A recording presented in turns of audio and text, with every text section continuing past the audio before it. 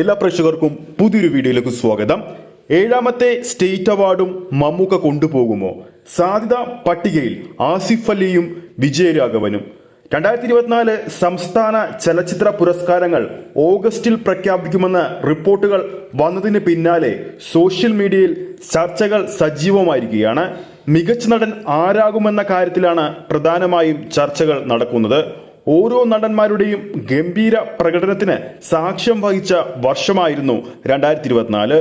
മമ്മൂക്ക, ആസിഫ് അലി, വിജയരാഘവൻ, മോഹൻലാൽ, ഫഹദ് ഫാസിൽ, ടൊവിനോ തോമസ് എന്നിങ്ങനെ നിരവധി പേരുകളാണ് പ്രധാനമായും ഉയർന്നു കേൾക്കുന്നത്.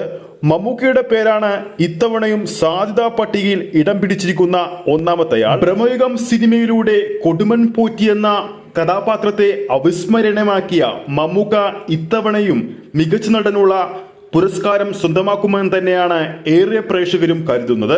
ഈ കഴിഞ്ഞുപോയ 2022 മികച്ച നടനുള്ള സംസ്ഥാന അവാർഡ് 6ാം തവണയും മമ്മൂക്ക സ്വന്തമാക്കിയിരുന്നു.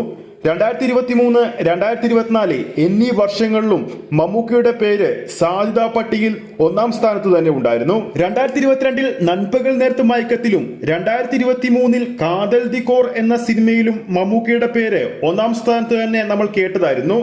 തലൈവൻ, അഡിഗോസ് അമിഗോസ്, ലെവൽ ക്രോസ്, കിഷ്കിണ്ടാകാന്ഡം തുടങ്ങിയ 4 സിനിമകളിലെ വ്യത്യസ്ത പെർഫോമൻസ് കാഴ്ചവെച്ച ആസിഫ് അലിയും ഇത്തവണത്തിൽ മികച്ച നടനാകാനുള്ള മത്സരത്തിൽ മുൻതൂക്കമുണ്ടെന്ന് തന്നെയാണ് റിപ്പോർട്ടുകൾ പുറത്തു വരുന്നത്.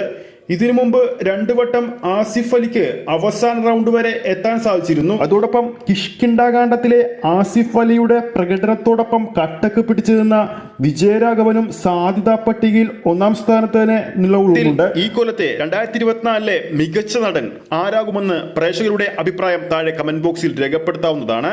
7ാം തവണയും മികച്ച നടൻ മമ്മൂക്ക ആകുമോ എന്നുകൂടി താഴെ രേഖപ്പെടുത്തുക. ഈ ഒരു വീഡിയോ ഇഷ്ടപ്പെട്ടിട്ടുണ്ടെങ്കിൽ വീഡിയോ ലൈക്ക് ചെയ്യാനും ചാനൽ സബ്സ്ക്രൈബ് ചെയ്യുന്ന കാര്യം പരിഗണിക്കുക. ഫേസ്ബുക്ക് പേജിലൂടെയാണ് ഈ ഒരു വീഡിയോ കാണുന്നതെങ്കിൽ ഫേസ്ബുക്ക് പേജ് ഫോളോ ചെയ്യുക. അടുത്തൊരു അപ്ഡേറ്റുമായി നമുക്ക് വീണ്ടും കാണാം.